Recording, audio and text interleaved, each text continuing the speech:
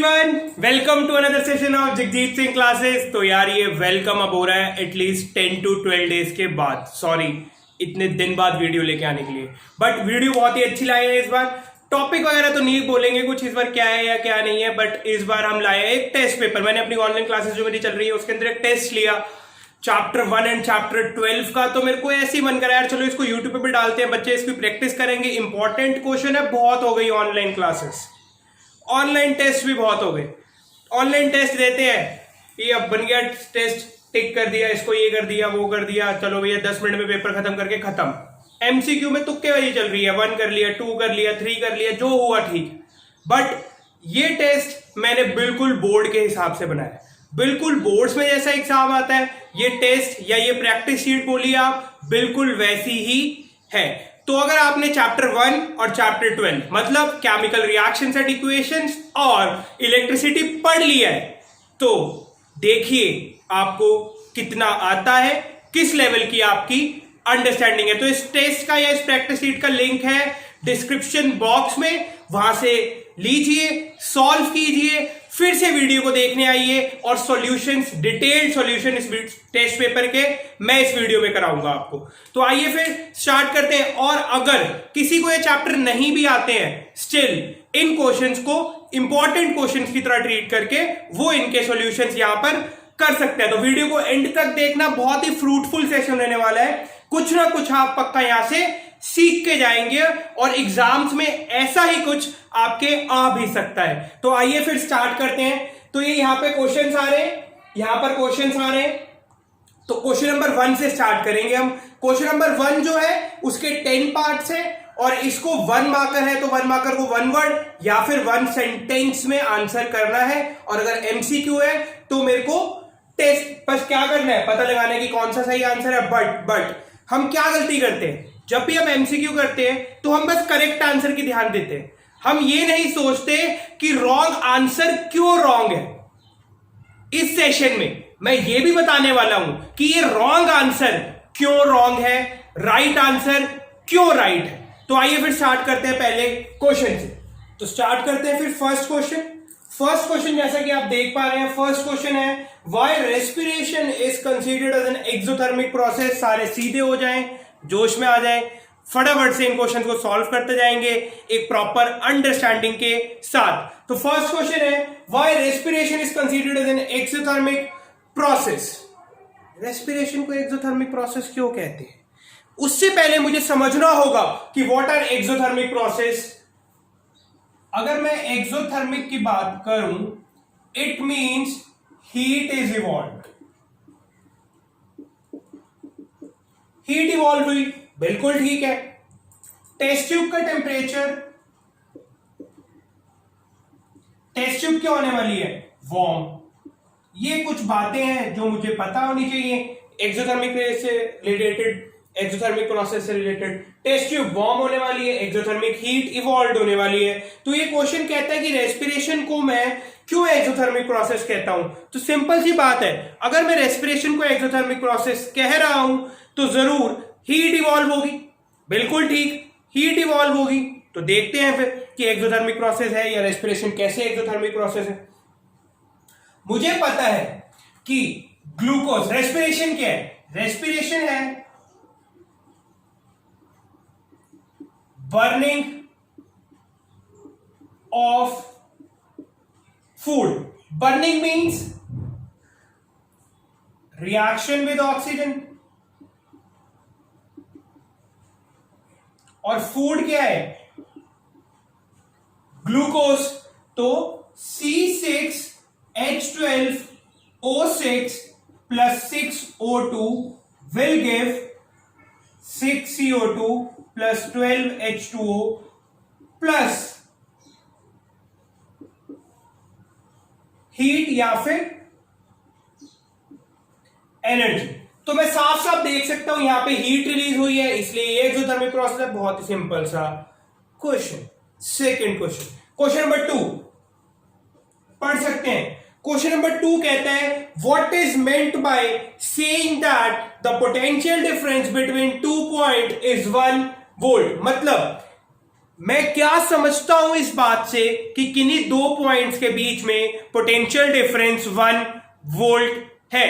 उससे पहले मुझे समझना होगा कि 1 वोल्ट से पहले मुझे समझना होगा कि पोटेंशियल डिफरेंस क्या है। सपोज करो ये एक इलेक्ट्रिक फील्ड थी, सपोज ये एक इलेक्ट्रिक फील्ड थी, ये एक पॉइंट था ए, ये एक पॉइंट था बी, यहां पर था 1 कूलम का चार्ज। इसे उठाकर मैं यहां ले आया, इसको ए पॉइंट से बी पॉइंट तक मूव कराने में कुछ ना कुछ वर्क डन होगा, इसको ए पॉइंट से बी पॉइंट में मूव कराने में कुछ ना कुछ वर्क डन होगा। तो सिंपल सी बात है, ये क्या है, पोटेंशियल डिफरेंस है क्या, वर्क डन ही है।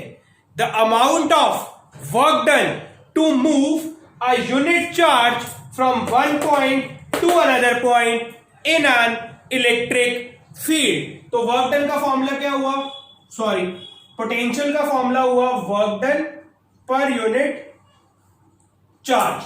अब मुझे 1 वोल्ट का बताना है, डेफिनेशन बता दूंगा भैया, सिंपल है। अगर इसे 1 वोल्ट करना है तो इसे 1 जूल करना पड़ेगा, इसे 1 कूलम, इसे 1 जूल करना पड़ेगा, इसे 1 कूलम। तो मतलब जब मैं, ध्यान से सुनना, जब मैं 1 कूलम के चार्ज के ऊपर 1 जूल का वर्क डन कर दूं, जब मैं 1 कूलम के चार्ज के ऊपर 1 जूल का वर्क डन कर दूं, तो जो पोटेंशियल डिफरेंस जनरेट होता है वो होता है 1 वोल्ट का। फिर से सुनो ध्यान से, जब मैं 1 कूलम के चार्ज के ऊपर 1 जूल का वर्क डन करूं तो पोटेंशियल डिफरेंस जो जनरेट होगा वो होगा 1 वोल्ट का। ये था मेरा आंसर नंबर 2। अब मैं आगे चलता हूं क्वेश्चन नंबर 3 की तरफ। क्वेश्चन नंबर 3 की बात करते हैं। सबको समझ आया होगा, आई होप 1 और 2 क्वेश्चन इजी क्वेश्चन थे। क्वेश्चन नंबर 3 की बात करते हैं। जैसा आप देख पा रहे हैं यहां पे, ये क्वेश्चन नंबर 3 अपना कैसा है, ये क्वेश्चन नंबर 3 है मल्टीपल करेक्ट आंसर। मतलब एक होता है मल्टीपल चॉइस क्वेश्चन, एक होता है मल्टीपल करेक्ट आंसर। मतलब एक ऑप्शन भी सही हो सकता है, 2 भी, 3 भी, या सारे के सारे ही सही हो सकते हैं। तो अगर मैं बात करूं, एक रिएक्शन लिखी है 2HNO3 प्लस कैल्शियम हाइड्रोक्साइड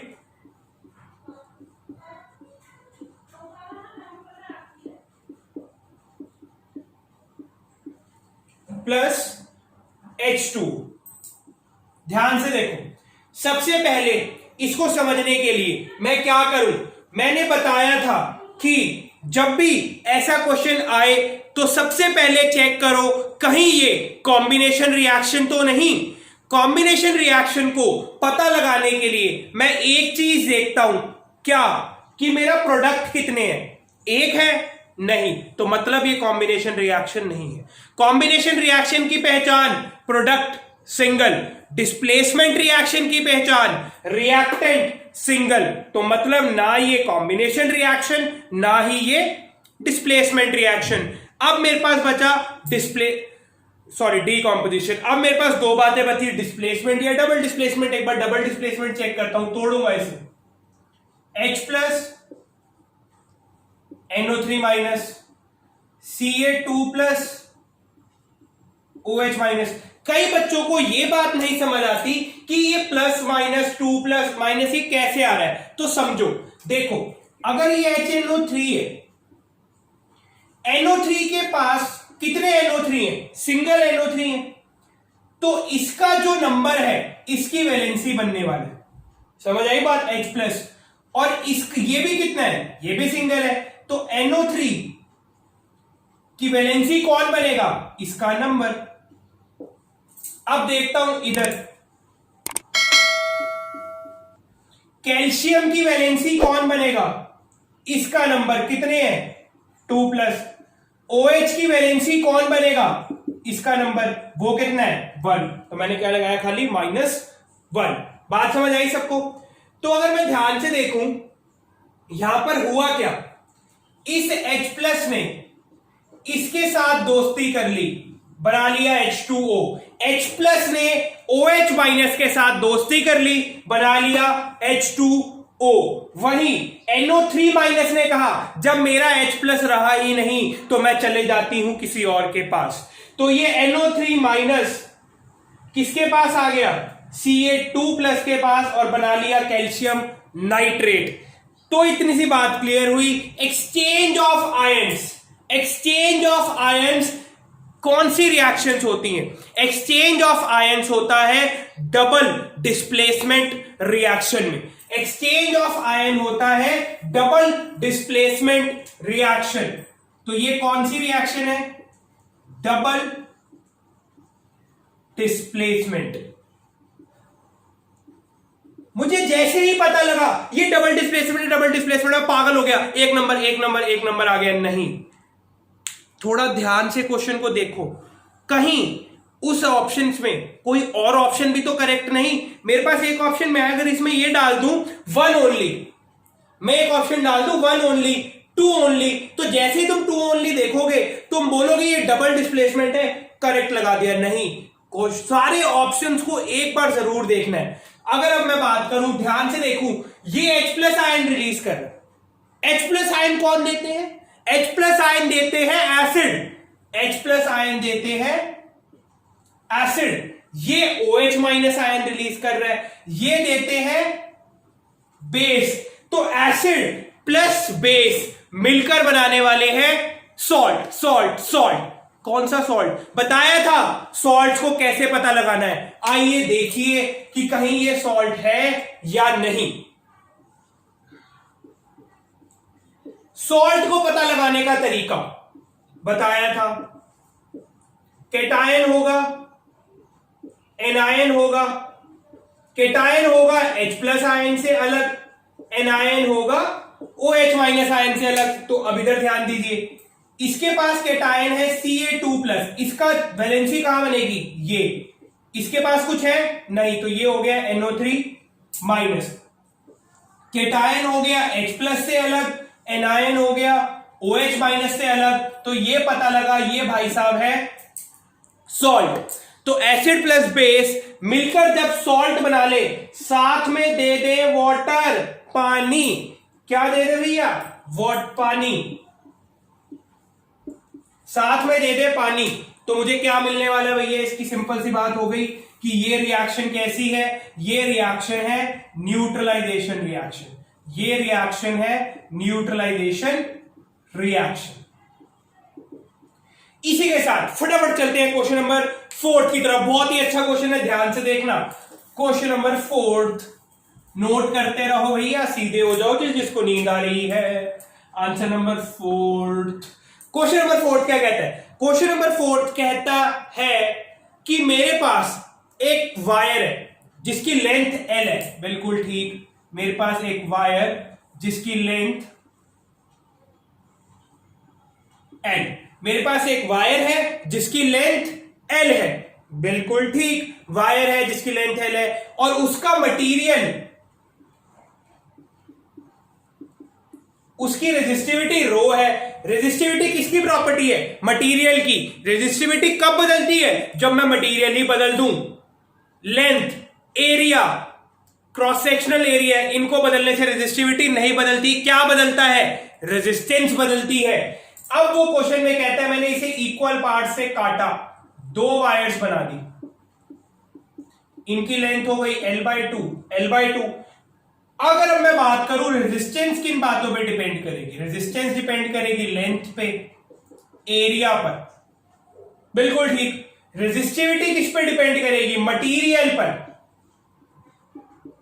ये भी सेम मटेरियल, ये भी सेम मटेरियल। अब वो मेरे से पूछता है ये बताओ इन दो पार्ट्स की क्या रेजिस्टिविटी होगी? इन दो पार्ट्स की क्या रेजिस्टिविटी होगी? तो मेरे दिमाग में एक बात बिल्कुल साफ होनी चाहिए कि रेजिस्टिविटी तब बदलेगी जब मटेरियल बदलेगा। मटेरियल सेम था तो रेजिस्टिविटी विल बी सेम। तो आंसर है ऑप्शन ए। चलते हैं क्वेश्चन नंबर 5 की तरफ। बहुत अच्छा क्वेश्चन है क्वेश्चन नंबर 5 भी। नोट करते रहना, नोट करते रहना, नोट करते रहना। आंसर नंबर 5 फिफ्थ क्वेश्चन क्या कहता है कि मेरे पास, देख लो भाई, आ जाओ भाई, फिफ्थ आ गया, देख लो फिफ्थ क्वेश्चन। फिफ्थ क्वेश्चन कहता है कि मेरे पास एक रेजिस्टर था, बिल्कुल ठीक, उसकी वैल्यू थी रेजिस्टर की 50 ओम। कितनी वैल्यू थी?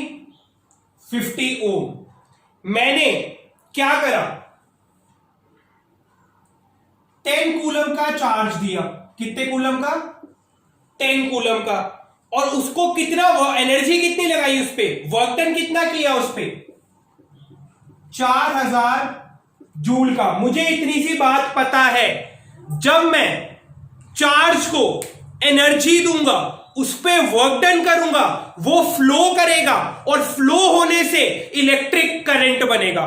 फिर से पढ़ते हैं इस बात को, क्या कहता है ये। मुझे पता है कि जब मैं चार्ज को एनर्जी दूंगा, उस पे वर्क डन करूंगा, वो फ्लो करेगा और मेरे को करंट बना के देगा। सो सेम केस यहां पर है, 10 कूलम का मेरे पास चार्ज है, उसके ऊपर 4000 जूल की एनर्जी लगाऊंगा, करंट बनेगा।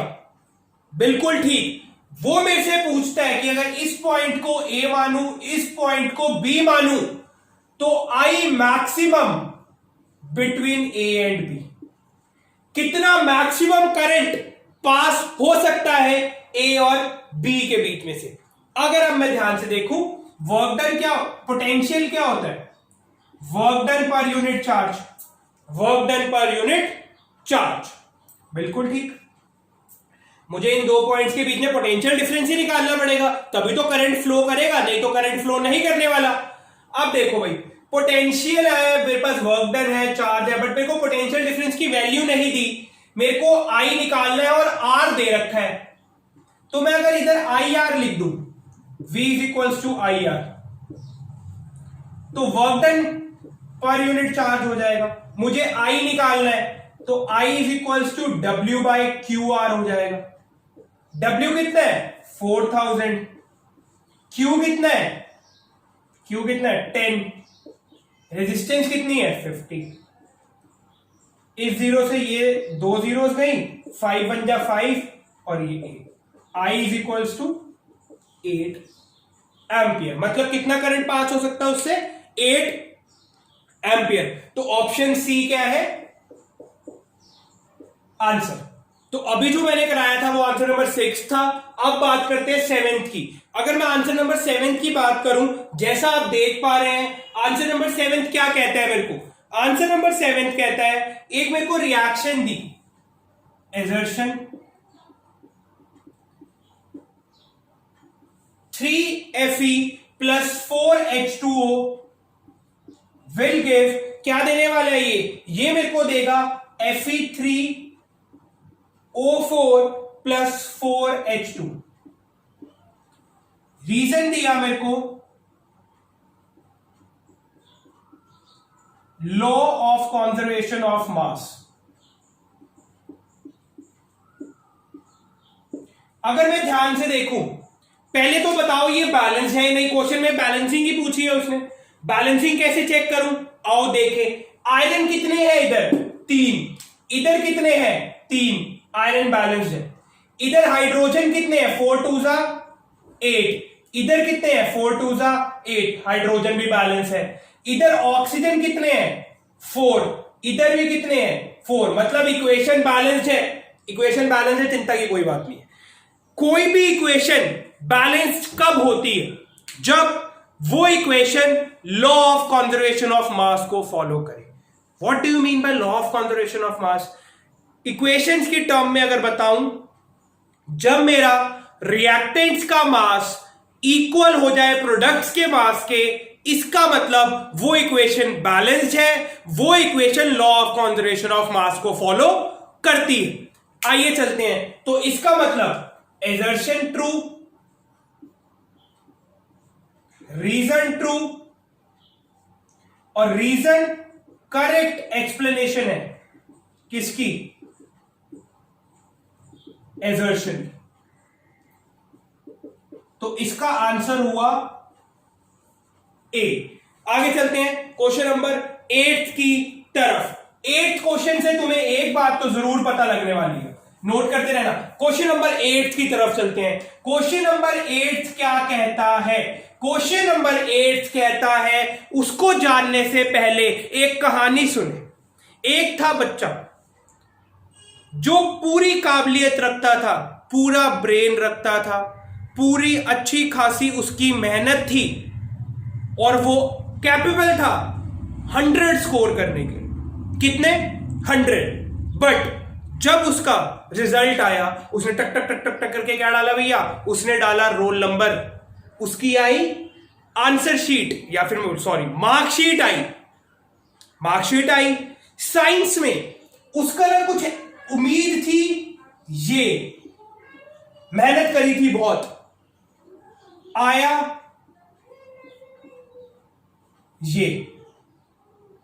ये रिजल्ट था हार्ड वर्क का। बहुत इंपॉर्टेंट है लाइफ में हार्ड वर्क। ये रिजल्ट था smart work plus hard work plus patience plus acceptance. समझ आई बात? खाली हार्ड वर्क से कुछ नहीं होने वाला बेटा। पता होना चाहिए कि किधर हार्ड वर्क की जरूरत है, और उसको जानने के लिए मेरे पास एक्सेप्टेंस होनी चाहिए। मुझे पता होना चाहिए, मेरे को एक्सेप्ट करना आना चाहिए कि मेरे ये टॉपिक्स वीक हैं। उनको ठीक करने के लिए मुझे करना पड़ेगा स्मार्ट वर्क और साथ में रखना पड़ेगा पेशेंस। तब जाके ये 85 का स्कोर 100 पर पहुंचेगा। समझ आई बात? उसने हार्ड वर्क करा बट उसके साथ स्मार्ट वर्क नहीं करा, पेशेंस नहीं रखा क्वेश्चंस को सॉल्व करते टाइम। उसने करा हाँ ये मेरे को आता है, हो गया। नहीं, क्वेश्चन सॉल्व करना पड़ता है, आंसर लिखने पड़ते हैं, तब जाके 100 की प्रैक्टिस होती है, नहीं तो नहीं होती। समझ आ रही है बात? आओ फिर चलते हैं नेक्स्ट क्वेश्चन की तरफ। Question number 8। सबसे पहले जान लो, जब भी तुम्हें दिया हो कि रेजिस्टेंस मैक्सिमम निकालनी है तो सीरीज की बात है। जब भी तुम्हें दिया हो रेजिस्टेंस मिनिमम निकालनी है पैरेलल की बात है। बट जब भी एक रेजिस्टेंस की वैल्यू मैक्सिमम और मिनिमम के बीच में आए, समझ जाना ये कॉम्बिनेशन का क्वेश्चन है। इसमें सीरीज और पैरेलल के रेजिस्टेंस की कॉम्बिनेशन है। बात समझ आई? बट ये क्वेश्चन क्या कहता है? देखो क्वेश्चन कहता है एक पर्सन के पास 5 रेजिस्टर्स है। कितनी वैल्यू के? 1/5 ओम वैल्यू के। वो कहता है मैं इससे मैक्सिमम रेजिस्टेंस कितनी बना सकता हूं। मेरे दिमाग में क्लिक कर जानी चाहिए थी बात कि भैया मैक्सिमम रेजिस्टेंस बनती है सीरीज में। तो सीरीज कहां है? जेरा।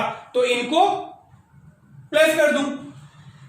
सीरीज क्या है? R1 plus R2 plus R3 plus R4 plus R5। Series क्या होता है कि जब मैं इंडिविजुअल रेजिस्टेंस का अलजेब्रिक सम कर दूं। बिल्कुल ठीक। तो 1/5 प्लस 1/5 प्लस 1/5, तो ये कितना होने वाला है मेरे पास? 1 ओम। क्या आने वाला आंसर? 1 ओम। क्लियर?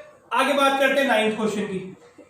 इसको करने का एक और तरीका है, जब भी ऐसा क्वेश्चन आए जिसके अंदर मेरे पास बहुत सारी रेजिस्टेंस हो बट सेम वैल्यू की, जैसे मैं कहूं मेरे पास n रेजिस्टर्स है, n resistors same value R के।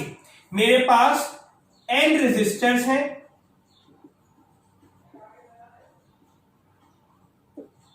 R रेजिस्टेंस के, तो जो मेरा इफेक्टिव रेजिस्टेंस होगा वो होगा n R। मल्टीप्लाई कर दो उठा के। तो मैं क्या करता अगर RS निकालने के लिए? n into 1/R, sorry n into R। n कितना था मेरा? n था मेरा 5, रेजिस्टेंस थी 1/5, तो सिंपली आंसर निकाल लेता 1 ओम। बात समझ आई सबको? इंपॉर्टेंट था। स्क्रीनशॉट या फिर कॉपी। आ जाओ भाई 9th की तरफ चले। 9th क्वेश्चन, वीडियो पॉज कर लिया करो फिर ले लिया करो स्क्रीनशॉट। 9th क्वेश्चन की तरफ चलते हैं। 9th क्वेश्चन क्या कहता है? नाइन्थ क्वेश्चन क्या कहता है? नाइन्थ क्वेश्चन जानना है, बड़ा ही जरूरी। कलर चेंज रिएक्शंस आती हैं भैया, कलर चेंज रिएक्शंस गारंटेड आती हैं। तो ये क्वेश्चन मेरे से पूछता है, चार इक्वेशंस दे रखी हैं, पूछ रहा है कि इनमें से कौन सी कलर चेंज है। कलर चेंज पे बात करते हैं कि भैया कौन कौन सी कलर चेंज है। तो सबसे पहले रिएक्शंस जो मेरे को दी है वो दी है PbNO3 2 plus Ki will form PbI2 plus 2KNO3। दूसरी मेरे को दी है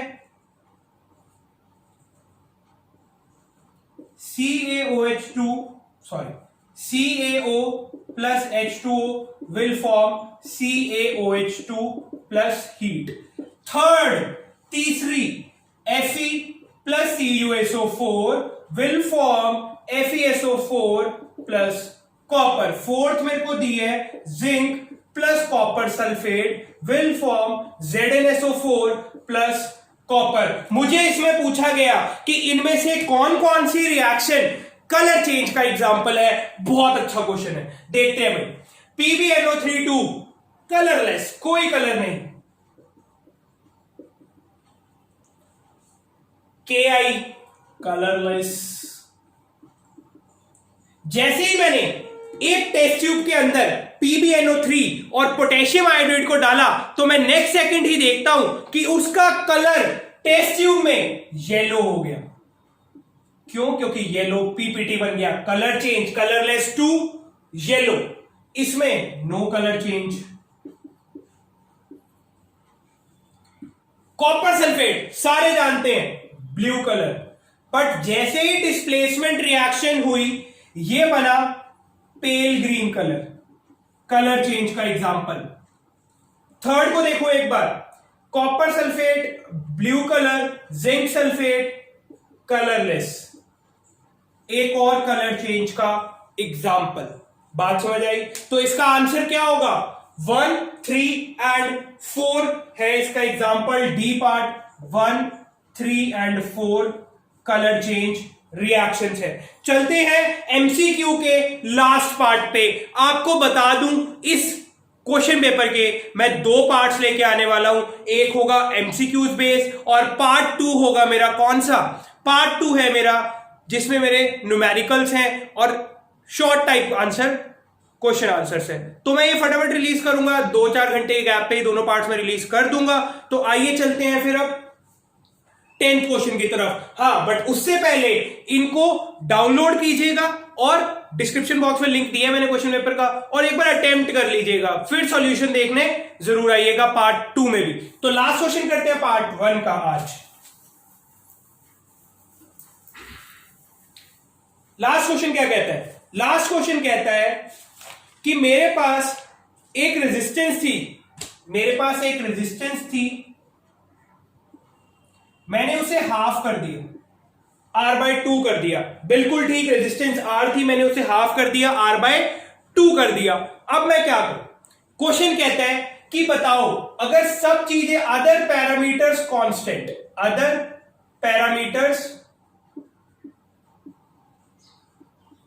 कांस्टेंट, तो वो कहता है मुझे बताओ कि अगर इस केस में हीट H1 थी, इस केस में हीट H2 थी, तो H1 और H2 में क्या रिलेशन है? हाफ का रिलेशन, डबल का रिलेशन, 3/4 का रिलेशन, 4th का रिलेशन, ट्रिपल का रिलेशन, जैसा भी है बताओ।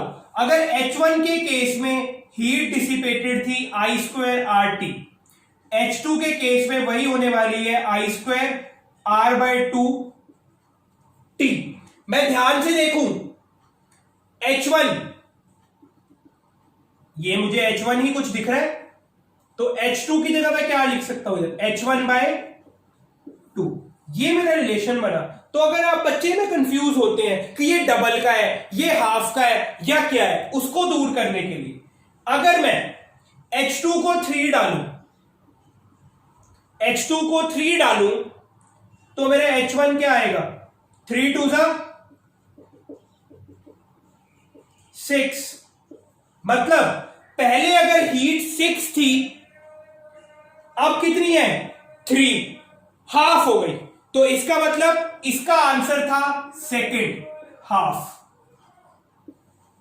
बात समझ आई? तो इसी के साथ आज की क्लास करते हैं खत्म। नेक्स्ट सेक्शन जरूर देखिएगा, नेक्स्ट पार्ट जरूर देखिएगा। और अगर ये पार्ट क्वेश्चन सॉल्विंग और अगर आपके लिए कुछ भी नया सीखने को मिला, कुछ भी बेसिक्स क्लियर करने को मिला, तो इसे शेयर जरूर करिएगा। और अगर पसंद आए तो लाइक भी। और तीसरी चीज तो आप सबको पता ही है कि चैनल का टन बेल आइकन दबाना है, सब्सक्राइब कर देना है। Thank you everyone.